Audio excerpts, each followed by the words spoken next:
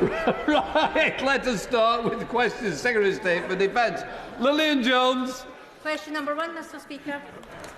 Secretary of State. Thank you, Mr Speaker. With permission, I'd like to answer questions 1 and 5 together. And if I may, Mr Speaker, on behalf of the House, I'd also like to mark the passing of Group Captain Paddy Hemingway, the last surviving Battle of Britain pilot, one of those strikingly few brave young men that turned the tide of the war and kept our nation safe from Nazi invasion.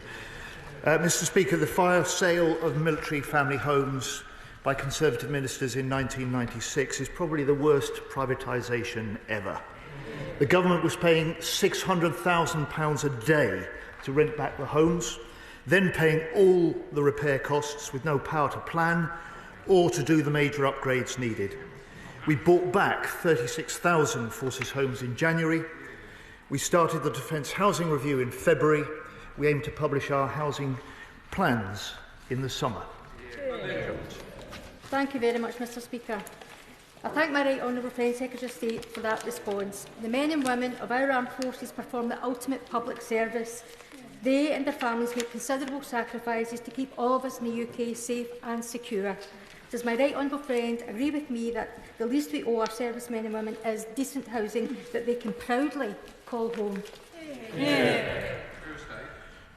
My honourable friend is right. The sacrifice that those who serve in uniform make to keep us all safe is exceptional. The least their families deserve is a decent home. It's, after all, the heart of all our lives. The steps we've taken with the buyback of the Annington homes is a decisive break from the past, and we will now put in place the necessary plans to upgrade Forces family homes for the future. Clive Jones. Thank you very much, Mr Speaker. The Ministry of Defence owns over 300 houses in the former Arborfield garrison in my constituency. Only a handful are occupied by service families. The remainder are let privately but are increasingly left vacant, which, with the estate also not being maintained, is affecting the lives of constituents. I'm told that no decisions can be taken on the future until a housing strategy is completed. Can an early decision be taken by the Ministry of Defence on housing in Arborfield to stop the neglect and return much-needed affordable housing to the market? Well, if the honourable gentleman would like to write to me with the specifics, I will certainly look into that. But he sets out for the House some of the character of the nature of neglect and decline that we've seen in our forces housing for so long, and the bind that governments have been in the past without the power or control to do the upgrades and make the plans for wholesale renewal for the future. That is what our housing review will start to fix. We can't fix these deep-seated long-run problems overnight, but we are determined to do better than we've done in the past. Okay. Thank you, Mr Speaker. Can the Secretary of State reassure Forces families in North Durham that the Labour government is ending the failed papering over the cracks approach that the previous Conservative government had, and is instead taking action to deliver new high-quality family homes for our service personnel over the years to come? I can indeed, Mr Speaker. He and I stood on a manifesto in which we were elected as a government to end the scandal of Forces family homes. The buyback that we've put in place now is the start to deliver on that promise for Army and other Forces families, and to deliver, as we are on a number of fronts, for defence. Thank you very much, Mr Speaker. The litany of complaints I received from service families in Gosport in accommodation include damp, black mould, unsafe electrical wiring and wastewater flowing into homes. One constituent wrote to me, "The overall condition of our flat is unfit for purpose, unhygienic and, quite frankly, a threat to our safety." Now, this has been going on for decades and under successive governments, and our service people, quite simply, deserve better. Their families deserve better. So what I want to know on behalf of my Gosport constituents from the Secretary of State is, when will we begin to see tangible differences? Pinnacle and Vivo are not fit for purpose. When will we see them actually being replaced with an organisation that can do these repairs and do them properly? And I'd love to invite the Secretary of State to Gosport to come and see some of this appalling service family accommodation for himself. The Honourable Lady is right. It is shameful. Her government had 14 years to fix the problem. We are now doing that job. We have a policy in place which means that no one should be let a home with apparent damp and mould problems, that there is a special dedicated report line for that, and if the problems are severe, then they should be offered alternative accommodation. But the Housing Defence Review that we now have underway, that will report in the summer, will set out the plans for that long-term overhaul of these very deep-seated and overdue neglect of these problems. Sir Ashley Fox. Question number 2, Mr. Speaker. Anybody? Secretary.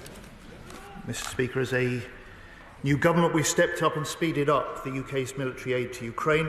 This year, the UK will provide £4.5 billion in military support, the highest ever sum.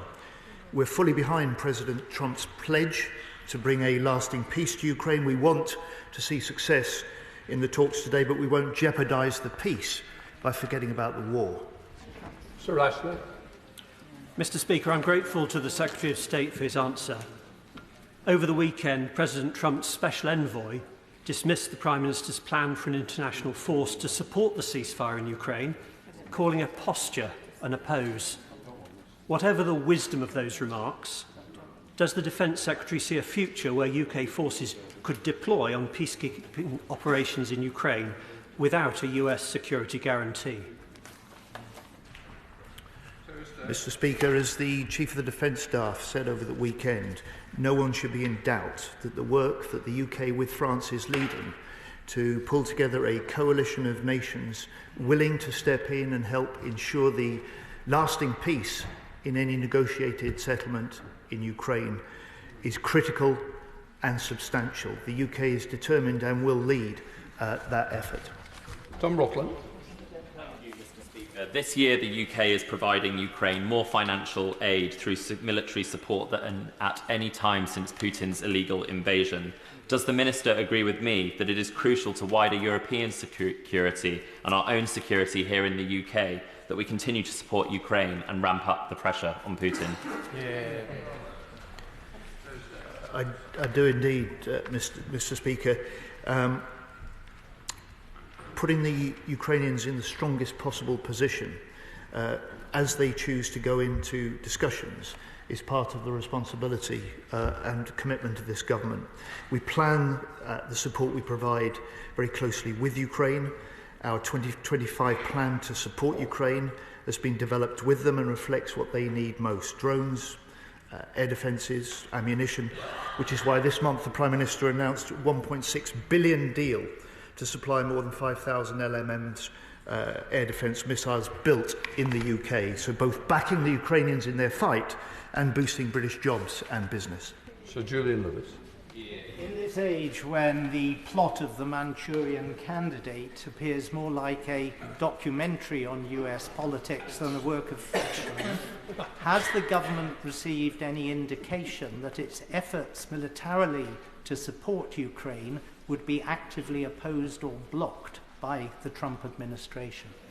Well, Mr. Speaker, the Prime Minister has made clear that the security arrangements or guarantees in Ukraine, in the context of a negotiated peace, will need US support. I've made the same point strongly in my discussions with Secretary Hegseth, and my job now as Defence Secretary is to put Ukraine in the strongest possible position by continuing levels of UK military aid, encouraging other nations to do more, and to develop alongside the French the plans for a multinational support to keep the long-term security of any peace in Ukraine. Paul Waugh. Rochdale's Ukrainian community is fervently proud of what the Prime Minister has done in recent weeks, not just on the diplomatic front, but also record amounts of support for Ukraine militarily. But does the Secretary of State agree with me it's really important to call out the Russian lies and propaganda that have been propagated of late, including the lie that somehow Ukraine is not a real country, that it's a fake country, and also somehow the lie that Britain's security does not also depend on Ukraine's security? My honourable friend is right. The first line of defence of the UK and of Europe is in Ukraine. They share our values. They are fighting with huge courage, military and civilians alike. It's our job to stand with them during the fight in order to safeguard their future and their ability to make their own decisions as a country. And if and when they go into the negotiations, we will stand with them then, and we will stand with them after a negotiated peace that we all hope President Trump is capable of securing. Show Secretary of State, James. Thank you, Mr. Speaker. And can I associate the opposition with the remarks of Secretary of State on Paddy Hemingway, the last of the few to whom we owe so much? On the potential peacekeeping force for Ukraine, we've heard from the Secretary of State that this is jointly British and French. In fact, he stressed in every one of his answers the amount of work we are doing with France. So is it therefore not extraordinary that at the very same time France should be working to undermine our defence industry by having us excluded from a £150 billion European defence fund, which will include other non-EU states? Well, the honourable gentleman's a sort of half-empty rather than half-full type of guy, isn't he? Look, the European Union, when they produced their defence and security white paper last week, set in place specific arrangements for any third nation, like the UK, that strikes a defence and security partnership with the European Union, exactly what we went to the country with as a promise to undertake as a UK government. Any country with a partnership in place then has potentially access to those sort of programmes, that sort of funding, and that's what we will try and negotiate for this country and our industry. James Cartlidge. Thank you, Mr. Speaker. I can assure the Secretary of State I am full bifters behind our armed forces and the UK defence industry. Isn't this the point? We provide unconditionally to European NATO countries our nuclear deterrent 24/7. Our army is in Estonia defending Europe's eastern flank, and we have done more than any other European nation to support Ukraine. So can I ask the Secretary of State if he and the Prime Minister will stand up to President Macron and stress to him this is the worst possible time to prioritise fishing rights over Europe's collective security? I just say to the honourable gentleman, look, drop that Brexit rhetoric. We are leading efforts with the French government and the French military to meet the challenge of the US and the requirements of the Ukraine to have a coalition of countries willing to stand with Ukraine in the context of a negotiated peace to help them secure enduring stability and deterrence to prevent Russia reinvading that sovereign country. Colin Miller. Question number 3, Mr. Speaker. Minister. With permission, Mr. Speaker, I'd just like to answer question 3 and 19 together. I've always said you train people to join the military, train them to be in the military. We don't necessarily train them to be a civilian when they leave. And that's why this government has taken swift action to support veterans upon leaving. Last month I launched Op Ascend, which will help veterans thrive into post-service careers. Our hugely successful career transition partnership has now seen 88% of all veterans leaving straight into employment since October. We've extended national insurance contributions relief from April 2026 for employers who recruit veterans, and on top of that, this government has awarded £3.7 million in veterans' housing grants. I'm a firm believer that for the last 14 years, we haven't taken enough responsibility for supporting our veterans, and plans that we will unveil in the future will actually take a step in the right direction to improving that. Colin Miller. Thank you, Mr. Speaker. I'd like to thank the Minister for his response. I recently visited the Hayford and Bicester Veterans Group in my constituency, which was set up by Ian Ridley to support fellow veterans across the region. This fantastic initiative brings together a range of services from charities, the NHS and local authorities to support veterans. Yet in speaking to Ian, I was amazed to discover that there's no funding from the MOD and that veterans in our region are not signposted towards its services when they leave the armed forces. So may I invite the Minister to come with me and visit this fantastic work so we can also discuss how we can make it more routine that the kinds of services it offers are made available to our fantastic veterans.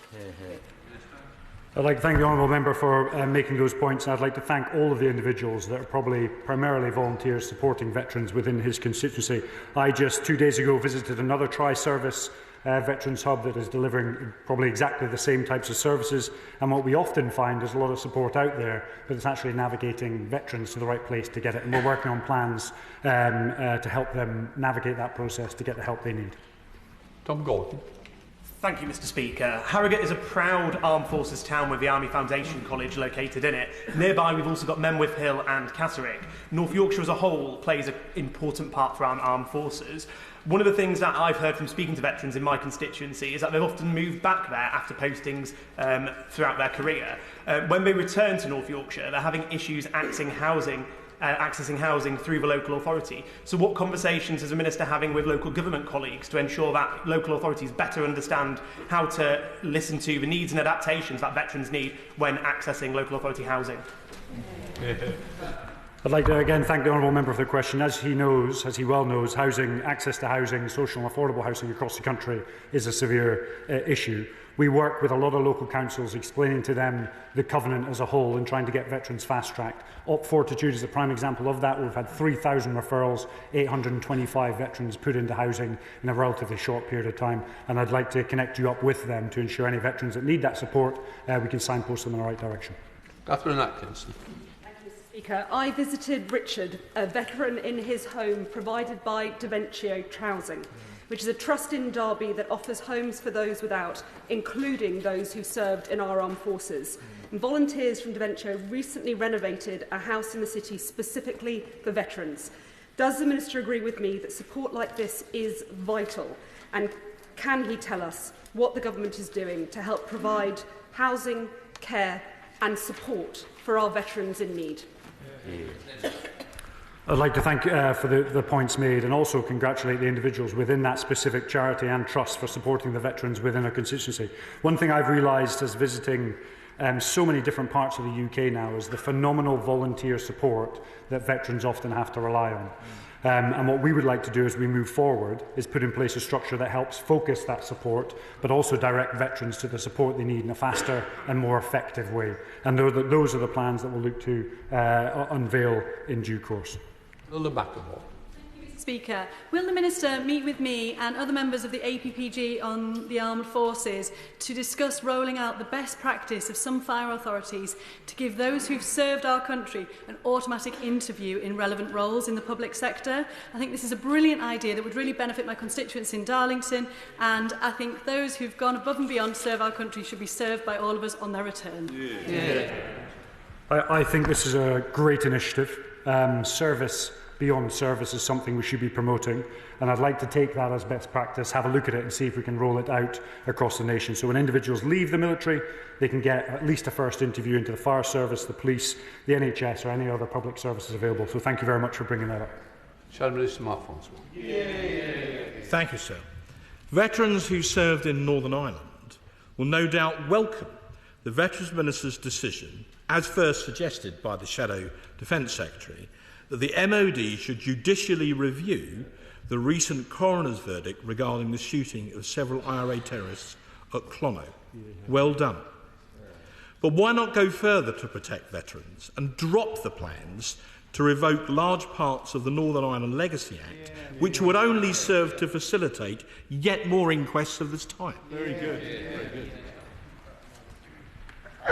So I'd like to thank the Honourable Member for what is a really important point, and I share the concerns and visited Northern Ireland just 2 weeks ago of many veterans who've served in Northern Ireland, and in particular the misinterpretation of the challenging context of which a lot of these inquests and inquiries are taking place. And may I remember both sides of the House that not so long ago, in the 70s, 80s and 90s, there were major explosions in every major city in the UK. There were assassinations taking place across the UK. That killings were a regular event in Northern Ireland. And we sent our service personnel there to protect peace, save lives and indeed prevent a civil war.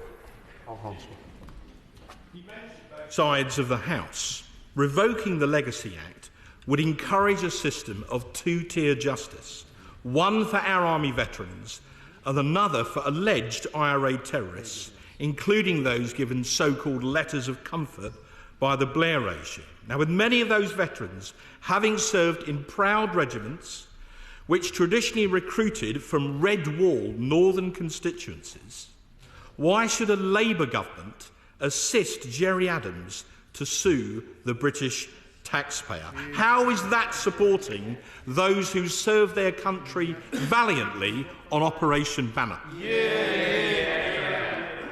Let's just be absolutely clear. You're looking at an individual who served his country on Operational Banner.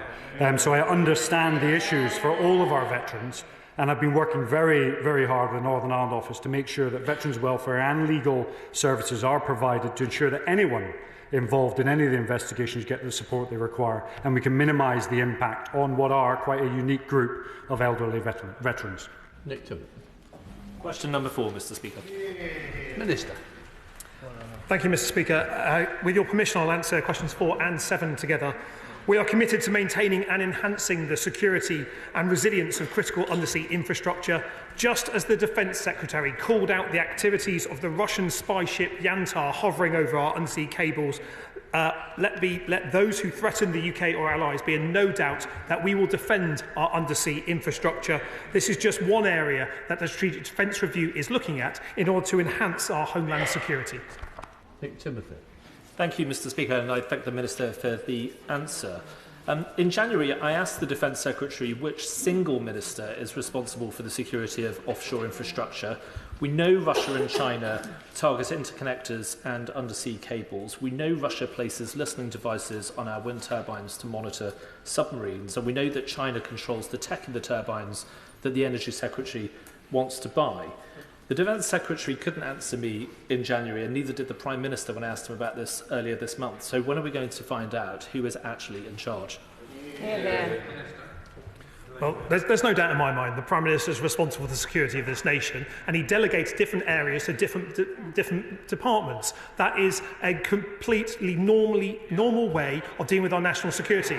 But within Defence, let's be absolutely clear, within Defence, we take it seriously, and we work with our cross-departmental colleagues to make sure that not only are we securing our infrastructure from a defence perspective, we're using our trade routes to make sure that we are protecting and buying the right technology, and we're using our planning system to make sure that where there is development, it doesn't impinge on our national security.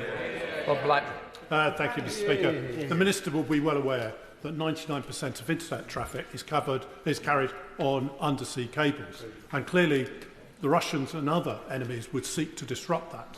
Will the Minister look at utilising autonomous minesweepers that can therefore be deployed to protect our undersea cables? And in particular, will he commit to be looking at introducing that in the Black Sea if there is actually a truce between Russia and Ukraine, so that their cables are protected as well, because that's part of the NATO infrastructure?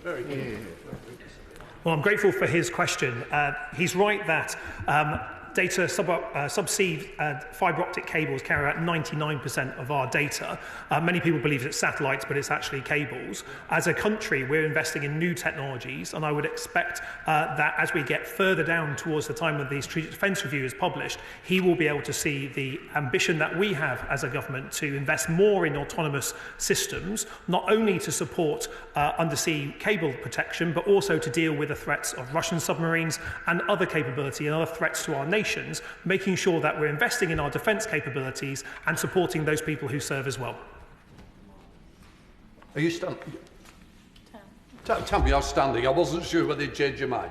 Chair of the Select Committee, Dinenage Singh Desa. Thank you very much. Mr. Speaker, with escalating threats to our critical infrastructure, I was concerned by reports over the weekend that our armed forces chiefs are apparently being gagged over the upcoming Strategic Defence Review, which of course, has been described by some as limp.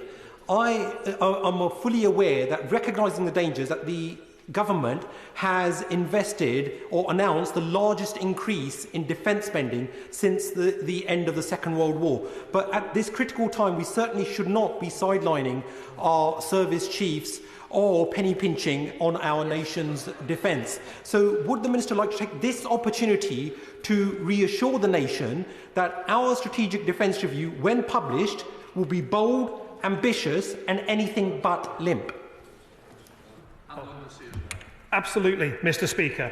We live in incredibly difficult times, and that is why this government is meeting the moment with increased defence spending, the biggest reform of our defence in 50 years, investing in new technologies, investing in our people that keep our country safe, and from the most senior generals and admirals down to privates and sailors, giving all our armed forces that renewed determination to make sure that they understand how we defend our country in best interest, but that the nation backs them in defending our country as well. There'll be more announcements further to come, Mr. Speaker, but let us all be in no doubt that this whole House backs our armed forces and that we look forward to the further investment that we're seeing coming in our defence in due course.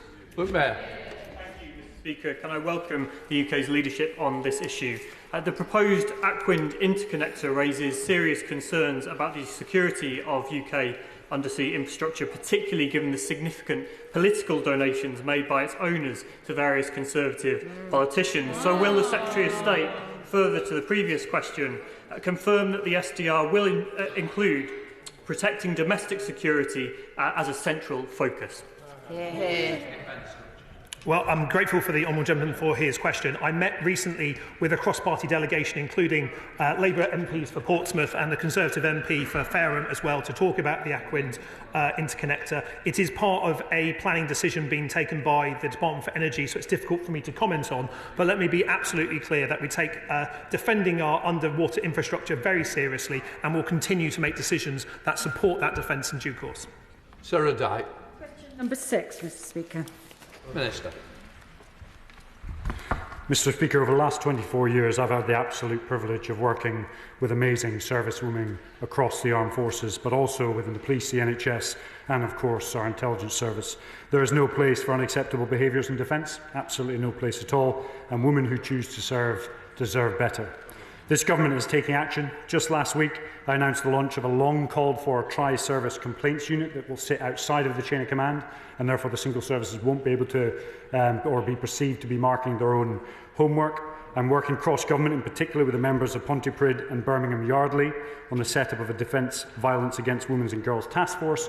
And just 2 weeks ago, I met with the Women's Network, but also sat on the Raising Our Standards panel, which is from across trade and other organisations, to really criticise us and pull forward any lessons learned from broader society. Sarah Dyke.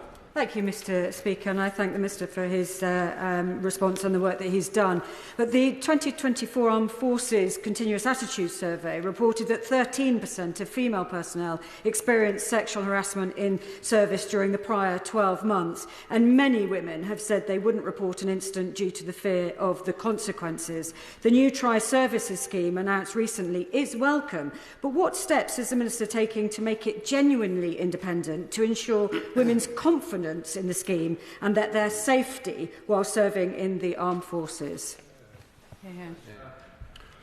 I think there's two principal elements. The tri-service complaint system will sit outside of the chain of command, and when certain issues hit a threshold, will be taken away from the single services, so they'll be completely independent.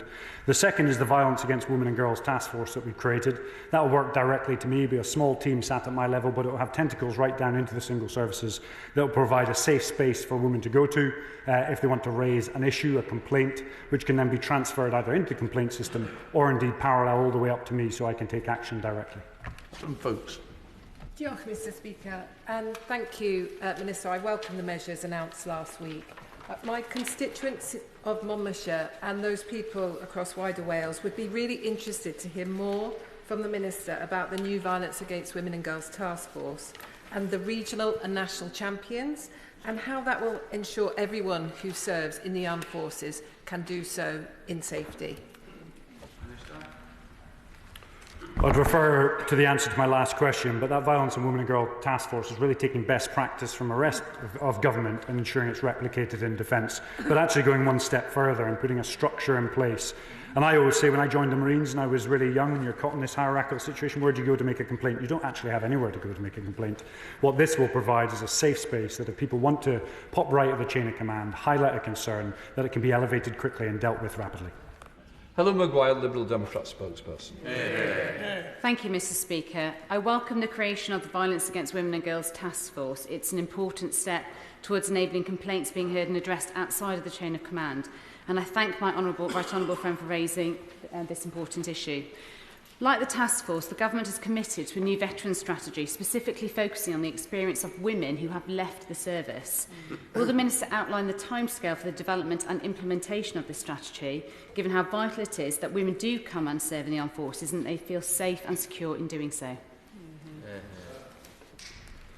So as part of our future veteran strategy, there will be a women's veterans annex to that, which will provide specific guidance on females once they leave the armed forces. And it's also important to mention it's not just the Violence Against Women and Girls Task Force we're setting up. We've got the Sexual Harassment Survey going out, we've got the Tri-Service Complaints System, we've got the review of our Zero Tolerance Policy by KC to move to 100% action, we've got an International Culture and Behaviours Conference to learn best lessons off our international partners, and we've got modernising our military appraisal system to ensure if people do get involved in unacceptable behaviour, it tracks through the system so they can be held to account. Dr Neil Shastrahurst. Question number 8, Mr. Speaker. Thank you, Mr. Speaker.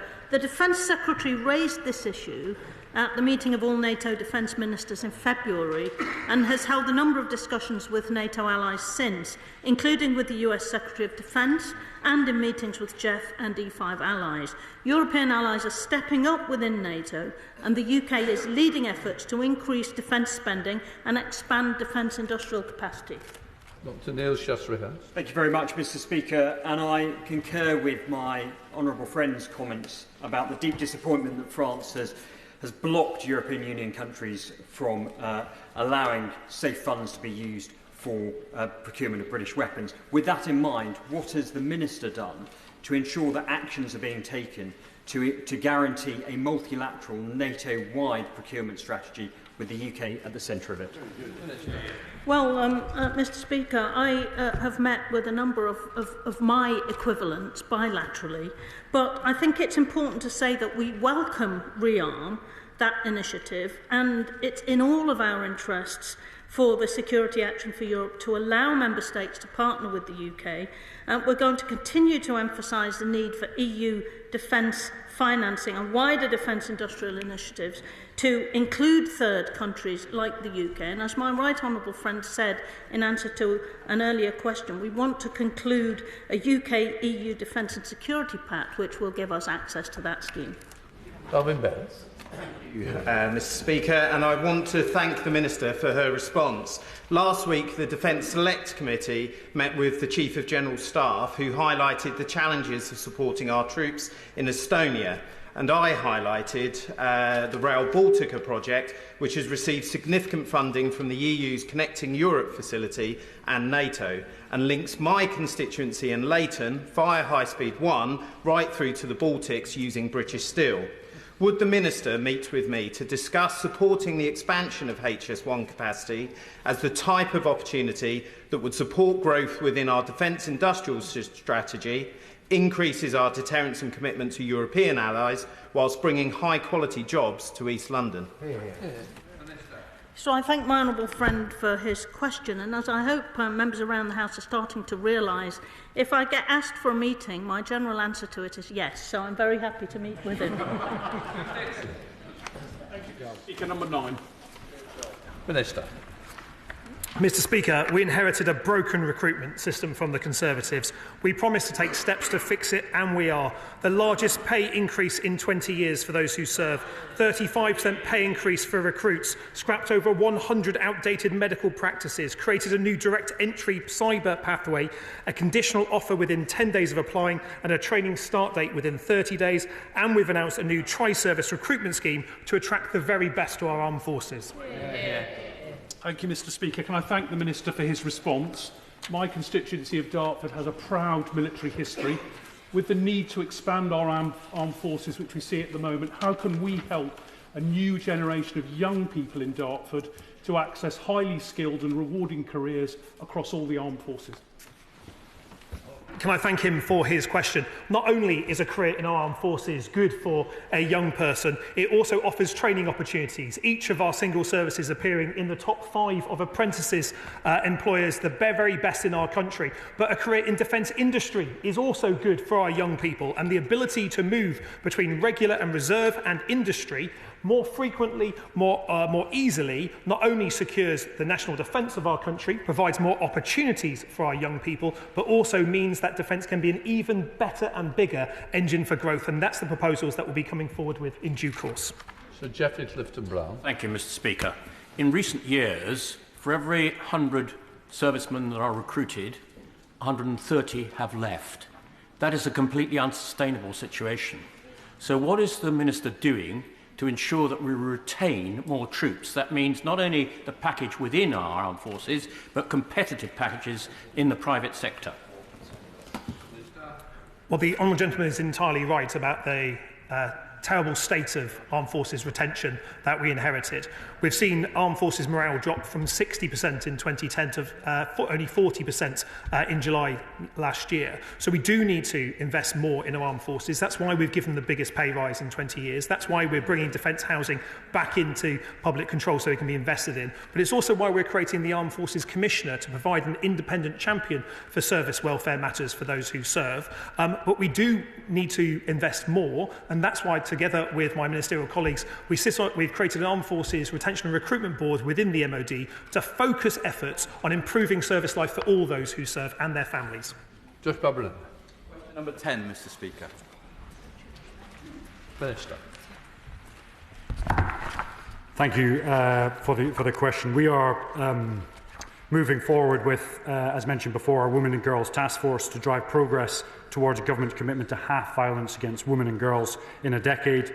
Last year, we launched the Defence's Domestic Abuse Action Plan, and we trained over 700 service police and specialist domestic abuse and coercive control training. And now everybody in the military goes through unacceptable sexual behaviour training, every man and woman across the armed forces. Josh Barron. Thank you, Mr. Speaker. According to King's College London, 1 in 10 of our armed services armed forces personnel, are survivors of domestic abuse. But because there is no specific offence of domestic abuse in the law, the Ministry of Justice has confirmed they can't comprehensively identify perpetrators, therefore cannot comprehensively rehabilitate them, and therefore cannot comprehensively keep victims and survivors safe. So will the Minister join me and colleagues across this House in campaigning for a specific offence of domestic abuse in the law so that we can better protect our armed forces personnel from domestic abuse? So it's completely clear to me that any sort of domestic abuse in any way, shape or form in the armed forces is completely unacceptable. And if we can help address and track some of that through the armed forces, it makes us far easier to deal with and rehabilitate. So I'll take the conversation on after these questions. Lord Telpington. Question number 11. Minister. Thank you, Mr. Speaker. UK defence networks face a range of state threats and malign actors. In 2024, the National Cyber Security Centre received 1,957 reports of cyber attacks. 89 were nationally significant, 12 severe in nature. The government continues to improve resilience and response options to these threats. Lord Telpington. I thank the Minister for his answer. As part of the Armed Forces Parliamentary Scheme, together with colleagues, I recently visited the 77th Brigade and learnt more about the amazing work that the men and women of that brigade are doing to tackle Russian disinformation in Eastern Europe and elsewhere. That trip came just a few days after the United States President announced his decision to cease altogether American Russian disinformation, offensive cyber operations against Russia. That's led to growing concerns that willing countries don't have the capacity or the ability to tackle that particular threat. Can the Minister tell us what assessment has been done about the capabilities that we have within the United Kingdom to tackle that threat? And would he agree with me that that places greater pressure on the 77th Brigade and other agencies? Thank you. Thank you, Mr. Speaker. And I thank the honourable gentleman for his question. 77 Brigade do a superb job in tackling disinformation, especially those by malign actors. We need to expand our provision and our range of capabilities. That is precisely why we've created a new direct entry cyber pathway, recruiting people directly into our cyber forces to support our national resilience, both defensive and offensive operations. He'll understand that I can't talk about ongoing operations, but let me tell him we're investing more in this area to keep ourselves and our allies safe. On McKay. Thank you, Mr. Speaker. With GCHQ, the UK's cyber operations are genuinely world-leading. So what assurances can the Minister give the House that we will continue to provide Ukraine support with our cyber security? Mr. Speaker, we have made very clear that we will continue supporting Ukraine, not only to put them in the very best possible position on the battlefield and any negotiations to come, but to secure their critical national infrastructure, working with their defence and civilian sectors, which are incredibly impressive in this area, to make sure they have the technology, the training and the access to support to keep themselves and their country safe. We'll continue that work. Dr. Ross Savage. Thank you, Mr. Speaker. Question number 12. Mr. Speaker, when the British public elected us as the new government, we said Labour will seek an ambitious new UK-EU security pact to strengthen cooperation on the threats that we face. We will rebuild relationships with key European allies, and so with NATO as the cornerstone of our security in Europe, that is exactly what we are doing. Dr. Ross Savage. Thank you, Mr. Speaker, and I thank the Minister for his response. Given President Trump's increasing unpredictability and shifting policies, would the Minister share how the Government is strengthening defence procurement agreements with European partners to enhance our capabilities and reduce our reliance on the United States? Well, Mr. Speaker, when I spoke last week with High Representative Callas and I spoke with Commissioner Kubilius, that was exactly what I discussed. Closer defence collaboration that will see a stronger European effort, UK and the EU, but within the NATO framework, which is the cornerstone for all of us to keep ourselves safe. Josh Dewbrane. Thank you, Mr. Speaker. My constituents in Cannock Chase have steadfastly supported the people of Ukraine since Russia's illegal invasion. But can the Secretary of State confirm that collective support for Ukraine will be a major focus of his discussions with EU counterparts, and that under this government the UK will always lead the way in stepping up support for Ukraine?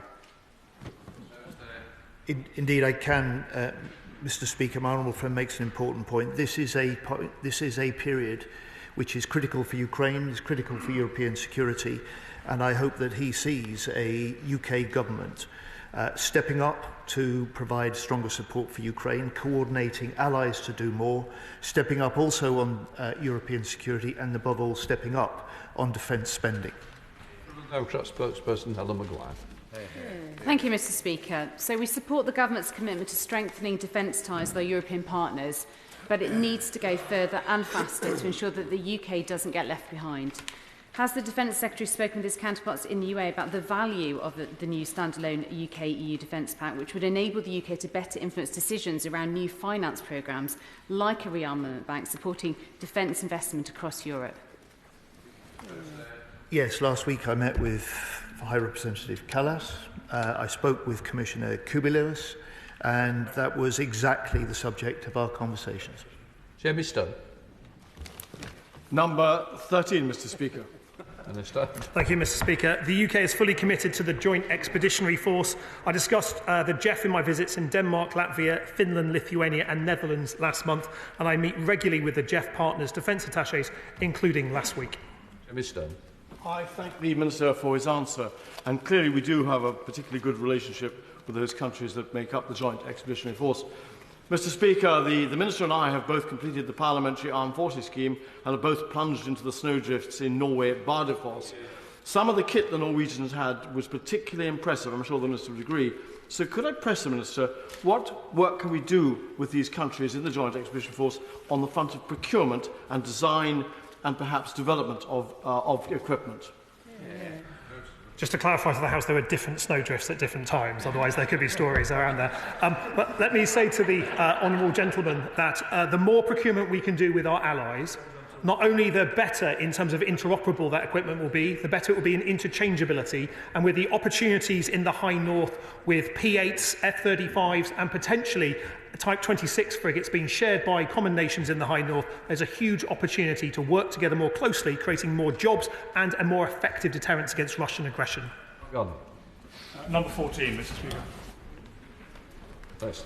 I'd like to thank the honourable member for the question. I've visited multiple cadet units now all over the country, and I've been truly astounded at the social mobility cadets provides for a whole range of youth, over 140,000 cadets that we have at the moment, supported by 26,000 volunteers. And we're doing everything we can over time to look to expand those programmes and ensure the opportunities available for everybody from every walk of life. Thank you, Mr. And I thank the Minister for his answer.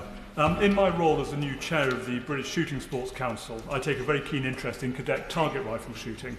And the Minister will be aware that the Ministry of Defence is proposing to withdraw from service the 7.62 target rifle, cadet rifle, from 2026 and the 2.2 rifle just 2 years later. Aside from depriving cadets from the opportunity to learn the highly disciplined and valuable skill of firearm safety and use, it calls into question the future of target rifle shooting within the UK. Would the Minister be prepared to meet with me and representatives of the shooting community and target rifle community to come along and discuss opportunities to try to reverse this position? I'd like to thank you again for the point, and I would quite happily come and talk through that in due course. Being in the military for 24 years, I spent a lot of time shooting, and I can see the benefits of it, so absolutely. Thank you, Mr. Speaker. Number 15, please. Minister. Mr. Speaker, SMEs can help us make defence an engine for growth in all of our nations and regions. I want to see far more involvement from SMEs in our procurement, providing agility, innovation and resilience as we seek to ramp up our industrial production. That's why the Prime Minister recently launched a new Defence SME Support Hub and committed us to publish a new target for MOD spend with SMEs. Thank you, Mr. Speaker, and I want to thank the Minister for her response. Last week, as part of the Armed Forces Parliamentary Scheme, had the privilege of visiting His Majesty's Royal Naval Base in Portsmouth to meet personnel and see equipment made and currently in use in our armed forces, made by Accuracy International and Sig Sauer, an SME firearms manufacturer in my constituency of Portsmouth North. Mr. Speaker, Accuracy International provides employment for over 100 local people. Can I ask the Minister what she is doing to ensure companies like Accuracy International and Sig Sauer are given a fair shot in procurement of defence and continue to provide jobs in my city? A fair shot. So I'd like to commend her on her puns, but I know that Accuracy International have made a great contribution to UK defence and export. I've been talking to defence firms, many of these SMEs, during the Defence Industrial Strategy consultation, and I hope that the changes we're going to make to speed up procurement and provide more access to opportunities will transform the chances they have of doing business with us, whilst making defence an engine for growth across all of our nations and regions. Good job. Thank you, Mr. Speaker. We are shortly to appoint a National Armaments Director at a salary of over £600,000 a year. And I hope that colossal salary comes with it the mandate to be able to tear up the book when it comes to defence procurement as we rearm the nation. So can the front bench reassure us that when we get the National Armaments Director back to the Defence Select Committee in a year's time, they aren't saying, well, we tried to change things, but they wouldn't let me? Mr. Speaker, I can assure the honourable gentleman that we're tearing up the way in which procurement works before the National Armament Director actually moves into his place. One of the biggest jobs in government, and a job that needs the right salary to attract the right person. I'm absolutely clear that we will be doing things differently, and the National Armaments Director will be held accountable for making sure that we do. We now come to topicals. Gurinder Singh Jassan. Topical question on, Mr. Speaker. Mr. Speaker, a lot has happened since the last defence oral 6 weeks ago. The Prime Minister has announced the largest sustained increase in defence spending since the end of the Cold War, hitting 2.5% of GDP by 2027, 3% in the next Parliament. I've chaired the Ukraine Defence Contact Group of nearly 50 countries, the first European Defence Minister to do so, which secured an extra €1.5 billion worth of military support for Ukraine. And with France, the UK is leading plans to put together a coalition of the willing to secure any peace deal in Ukraine, with 31 nations joining a planning meeting last week at Permanent Joint Headquarters, with further meetings there this week as we accelerate that planning. Mr. Speaker, this is a government stepping up on European security, stepping up on Ukraine, stepping up on defence spending, and in all areas. This is the UK leadership in action. Verinder Singh Jassam. Mr. Speaker, the government commitment to use defence procurement to strengthen our industrial sector is very welcome. Can the Minister please outline how the government is supporting local manufacturers across the UK and ensuring that defence contracts contribute to long-term industrial growth and job creation, in particular encouraging and supporting companies like Parget Housewares in my constituency, a private ethnic minority-owned business and one of the UK's largest producers of pots and pans and bakeware using advanced and extremely energy-efficient techniques. Mr. Speaker, I can indeed. My honourable friend is right. SMEs are often the driver of productivity, the driver of innovation, and we recently announced that we will be setting targets for an increasing share of defence contracts to go to SMEs, alongside the formation of a new Defence Innovation Office. James Cartlidge, Shadow Secretary of State. Thank you, Mr. Speaker. If our forces go to Ukraine, it will be as part of a peacekeeping mission. But as the Veterans Minister reminded us earlier, on Operation Banner, that was also described as being there to keep the peace. Yet decades later, those who served are being hounded in our courts, and in Iraq, our soldiers were subjected to hundreds of vexatious claims. So if our forces go to Ukraine, will the Secretary of State consider derogating from the ECHR so as to maximise our protection against possible lawfare? Mr. Speaker, if we go into Ukraine, we will be going into a negotiated peace, not a shooting war. Our aim is to secure borders, is to ensure safe skies, is to ensure safe seas. I just asked the honourable gentleman, is he saying that he will not support a UK mission and UK troops without that derogation? Of course not. The Secretary of State knows perfectly well the Labour government derogated from the ECHR after 9/11. And there is a country in Europe which has derogated from the ECHR since 2015. That is Ukraine. It's because there's a war on. And surely he would recognise, even if it's a peacekeeping force, there will still be threats. And Russian nationals have been particularly adept at lawfare in our own courts. So I ask him, surely he will at least consider giving the maximum protection to our armed forces from vexatious claims by derogating from the ECHR if there is a deployment. Our armed forces will always have our fullest support. And just to be clear to the honourable gentleman, we are responding now, alongside France, to put together a coalition of the willing, responding to the challenge from the US for Europe to step up on Ukraine. We are responding to the requirement from Ukraine for security arrangements that will give them the conviction and confidence that any negotiated peace will last. That is a worthy mission. It's one that the UK is leading, and I would hope that it has the support of all sides of this House. Thank you, Mr. Speaker. Our troops must be able to trust the body armour that they wear to keep them safe. So can the Minister for the Armed Forces update the House on how withdrawing cracked, enhanced combat body armour is going, and when everyone in our forces can expect to know that their body armour is safe? Well, I thank the honourable gentleman for his question. I fully agree with him. On something as fundamental as body armour, Mr. Speaker, we back our troops. I ordered an immediate action to replace ECBA on the front line, flying new body armour to units worldwide. Rapid testing of plates is underway, and our people should know that their safety matters to this government, and we will act to keep them safe. John Lamont. Thank you, Mr. Speaker. Last week it was announced that the SNP government are sending more shipbuilding contracts abroad. 7 Calmac ferries that could be constructed on the Clyde will instead be built in Poland. So can the Minister share how many warships the United Kingdom government are currently building in Scotland? Excellent question. As Mr. Speaker, as the honourable gentleman will probably know, there are the Type 31s being built at Rosyth, and the Type 26 is being built at Govan. So we've got a programme for 8 at Govan. We've got so far 5 at Rosyth. So that's the current number. 8 plus 5. Lillian. Thank you, Mr. Speaker. As you know all too well, Lancashire has a proud defence manufacturing pedigree at the cutting edge of our British sovereign capability. You think manufacturing, you think Lancashire. Will the Minister for Procurement continue to champion Lancashire's defence jobs, and will she commit, I understand this is cheeky, to replacing the Tranche 1 Typhoon aircraft with new, modern, Lancashire-made Typhoons? Yeah. Mr. Speaker, can I commend my honourable friend for the way in which he's asked this question?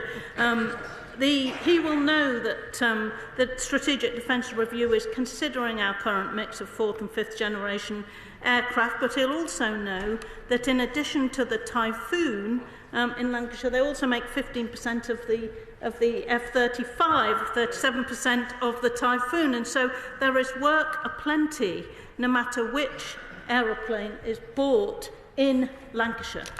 Franklin. My constituent Sam served in Afghanistan and suffers from PTSD. Although he's entitled to compensation, his condition has left him struggling with the forms, and 10 years on he's been told he can only have £600 when he's entitled to thousands. Can the Minister explain what steps are being taken to ensure those who give so much serving our country are helped to access the financial assistance they are entitled to and not blocked by bureaucracy? Yeah. I think that's a really valid question. We pay out over 1.5 billion a year in compensation, the Armed Forces Compensation Scheme and the War Pension Scheme. So if you'd like to write to me on that specific case, I can have a look into it. But I'd also refer you to Op Courage, which is obviously linked to mental health and has 34,000 referrals to date. Does the Minister agree with me that as we expand military expenditure, it creates a golden opportunity to deal with the shortage of people going into science, technology and engineering jobs? And as we expand the military budget, we should make sure the defence industry is expanding the number of apprenticeships and building a robust skills and training base so that young people can benefit from those jobs. Well, I agree very much with my honourable friend, and of course there are skill shortages across much of manufacturing, not only defence, and so there is certainly going to be an issue. But I can tell my honourable friend that the apprentices that I've met in the defence industry tend to smile the whole time. They are getting extremely good training for lifelong excellent jobs, so I'm absolutely certain that we can get that across to young people and ensure that defence gets its fair share of the skilled people that we need. Mr. Speaker, with the UK frozen out of the EU rearmament scheme, whilst defence contracts and security firms in Albania, Norway and South Korea stand to benefit, what estimates has the Secretary of State made about the potential loss of economic activity in the UK as a result of that? The strongest argument for saying that there needs to be UK collaboration and cooperation with the EU and across Europe is that some of our best capabilities, from Typhoons to Meteors to Storm Shadow, have been developed with multinational efforts, including the UK. It's that sort of collaboration we want to secure for the future. The EU White Paper gives us a basis for starting to negotiate that. Thanks. We are incredibly proud of our veterans in Peterborough. Will the Minister join with me in recognising the work of Councillor Jason McNally, our Armed Forces champion, and his predecessor, Councillor John Fox, and tell us what more the Government can do to help them support more people signing up to the Armed Forces Covenant? I'd like to thank the Honourable Member for highlighting two amazing individuals who are, I can imagine, providing a huge amount of hours to supporting the veterans community and indeed the Armed Forces community. The Covenant will come into law in 2026, and when it does, we need to make sure that those Armed Forces champions understand what that provides at the local level and can harness its benefits for the whole of the Armed Forces. John Cooper. Mr. Speaker, thank you. The Hawk aircraft, most famous in the scarlet livery of the Red Arrows, is at the end of its service life. Can the front bench explain to us what steps they are taking to make sure we are going to replace that with a British-built sovereign capability? The honourable gentleman is right that Hawk is due to be out of service in the early 2030s. We are taking steps to consider alternatives and what they might be. But as yet, there are, of course, we will, of course, consider any UK options that exist. And so, but I can't tell him what the answer to that is yet, but it is under active consideration. Hazelgrove. Mr. Speaker, and those who bravely serve in our forces should never lose their say in our country's future. So may I welcome the government's swift action to introduce the fact that veterans' ID cards can now be used as voter ID. And may I ask the Minister what plans there are to ensure that veterans around the country are aware of this important change? So the Veterans ID card has been a fantastic initiative and has now been rolled out across most veterans. We have a lot of applications, thousands of applications a week, and we'll continue to endeavour to make sure they get delivered in the most timely and effective manner. Anybody who's interested in any government, any veterans' welfare issues or services that can be available, please go on the gov.uk website, type in veteran support, and there'll be a plethora of different avenues to unlock that for you. George Freeman. Thank you, Mr. Speaker. Mid-Norfolk is a proud rural and military constituency with many employees working at RF Morham and Swanton Morley Barracks, home to the Queen's Dragoon Guards, and many cadets and veterans.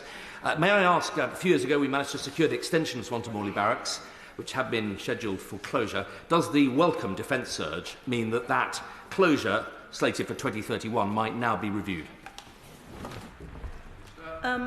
The honourable gentleman, I can't give him an answer to that right now, but I'm certainly happy to look into it and either meet with him if he wants a meeting or write to him. Torquil Crichton. Thank you, Mr. Speaker. Like many colleagues, I have a number of nuclear veterans in my Hill and Near constituency. Can I ask ministers what steps they're taking to meet with veterans, to acknowledge their service and to deal with the consequences of their service and their exposure to nuclear materials? So I've met with nuclear test veterans from two of the main charities, and will continue to do so on a regular basis to ensure there's a continuity of engagement. There's two things we promised to do. One is a full and thorough review into the records, not a stovepipe loop, but a whole review. That will take a bit of time, but we're going to do that in a thorough manner. And the second one is consistent engagement to ensure people are informed of our progress. Sir Ashley Fox. Mr. Speaker, President Macron has blocked British firms from the new EU Defence Fund. What are the Minister's views on this act of solidarity?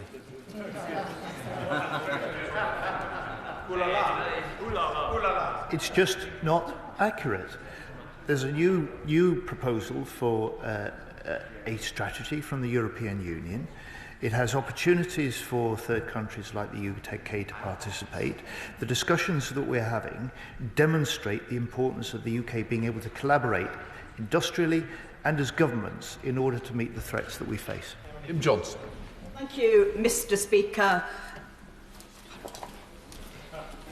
Does the Minister agree with me that when we discuss procurement and British-made weapons, that we also need to consider our responsibilities and our legal duties in terms of issuing of arms licences, and can the Minister agree with me that now is the time to talk about ending all arms sales to Israel? Mr. Speaker, we keep all of our arms exports constantly under review. The situation is that we've made the decisions on a limited number of exports in relation to Israel. That position of keeping things under review continues, but we've got no plans at this stage to make any change. Mr. Speaker, Staff Sergeant Peter Clough died in February 2016 with an in-service designation to that death. His widow, Kirsty, and his children, Meredith and Heather, were in the benefit of the Armed Forces Pension Scheme and remain so. However, the Armed Forces Pension Scheme made a miscalculation and have now sent debt collectors to them to try and recover a fairly small sum. I've asked about this 3 months ago and have not had a response from the department. Would the Secretary of State or one of his ministers meet with me to discuss this unedifying advert for the Ministry of Defence? That's a truly harrowing story. I will absolutely take that on, and we'll meet straight after this and get it solved. Thank you, Mr. Speaker. A recent report, A Dark Shadow, shone a light on the link between sexual assault and suicidal ideation in the military community. I was therefore really pleased to see the announcement from the MOD last week around the removal of sexual harassment investigations from the chain of command, something which campaigners and survivors have been campaigning for such a long time. But they're also keen for reassurance. So could the Minister confirm that this is not a continuation of the failed efforts of the previous government, but a step change in making it truly independent? This is absolutely a step change. That tri-service complaint system that has been removed out of the single services has been called for a long time. We've taken decisive action to do it, and it will move in the right direction. Combine that with the Violence Against Women and Girls Task Force, and we're actually double tapping to ensure that we've got the best support for women and indeed anyone else in the armed forces. Dean. Mr. Speaker, concerns have been growing over China's aggression in the Indo-Pacific region. Given the strategic importance of the Taiwan Strait to global security, what has the Department's response been to these rising tensions? Well, I'm grateful for his question. We're certainly of the view that any difficulties in the Taiwan Strait should be resolved diplomatically without the use of force or coercion. The United Kingdom will be deploying our carrier task strike group to the Indo-Pacific later this year as a projection of our responsibility to the region, but also making clear that, difficulties are best resolved diplomatically. Speaker, on Friday I was pleased to join colleagues from across the House to hear the Royal Marines Band service in concert as part of the Mountbatten Festival of Music. Can I invite the Government to reaffirm its commitment to the Royal Marines Band service because they provide a huge contribution to defence diplomacy as well as combat operations? Thank you. Great question. I'd like to say that the Royal Marine Band Service are the best band service in our armed forces, and they're absolutely safe under our watch. They provide both a fantastic influence opportunity, but also they provide essential military services outside of their musical profession. David Davis. When the Defence Secretary answered the Shadow Secretary of State, he should know that this whole House supports the actions of the government to preserve peace in the Ukraine. But that was not the point he was making. He was asking whether the Ministry of Defence recognises it has a duty of care to soldiers who fight for their country and then face decades of lawfare, misusing the European Convention on Human Rights. Will the department do something to protect those soldiers? I say to the right honourable gentleman, we are totally committed to the duty of care we have, totally committed to standing by our forces, and we recognise that there was also legislation that the last government put in place to deal with any concerns in this place, the Overseas Operations Act. Becky Cooper. Thank you, Mr. Speaker. Drug-resistant infections have been rising in Ukraine and are a major challenge in treating wounded soldiers and getting them back to the front line. And we've also seen how these infections have spread outside Ukraine and into Europe. In the context of conflict, what steps is the Minister and their department taking to ensure antimicrobial resistance is appropriately considered in the National Security Strategy? I thank the Honourable Lady for her question. It is really important that we meet the threats we're facing that aren't just state actors, but a whole range of issues. I'll be very happy meeting with her to discuss her interest in this topic further. Thank you, Mr. Speaker. This afternoon I was contacted by the father of Theodore, who lives in Greyshot in my constituency. Theodore wants to go to the Army Foundation College in Harrogate in September, but Capita has not sent the request to his local surgery to get his medical record. Will the Minister in general look at how Capita is performing, but more especially make sure that Theodore can attend the Foundation College in September? Well, can I commend Theodore for his interest in attending Harrogate? Very happy if he were to write to me, and I'll happy look into it. As he will know, Capita are not continuing with the armed forces, with the army recruitment work. They've been replaced with a new tri-service offer that will come online in 2027. That completes questions. Will that front bench change over?